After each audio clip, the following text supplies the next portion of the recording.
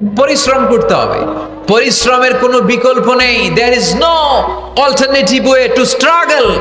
Struggle তোমাকে করতেই হবে। কেউ তোমাকে তোমার জন্য স্পেস তৈরি করে দিবে না।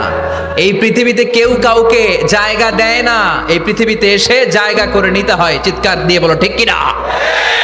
হুঙ্কার দিয়ে পৃথিবীবাসীকে জানিয়ে দিতে হয় আমি এসেছি। মায়ের পেট থেকে যখন আমরা বেরোই, আমরা কি বলি? ওয়াও ওয়াও বলে নিজের অস্তিত্বের জানান দেই যে আমি এসেছি, এই পৃথিবীতে আমি জায়গা করে নিতে এসেছি। Life is not a bed of roses. এই পৃথিবী ফুলের বিছানো সজ্জা নয়। এখানে কষ্ট করতে হবে, পরিশ্রম করতে হবে, ঘাম ঝরাতে হবে। পরিশ্রমের ঘামে যে লোনা পানি থাকে, ওই লোনা পানিতে জন্ম নেয় সফলতার বীজ।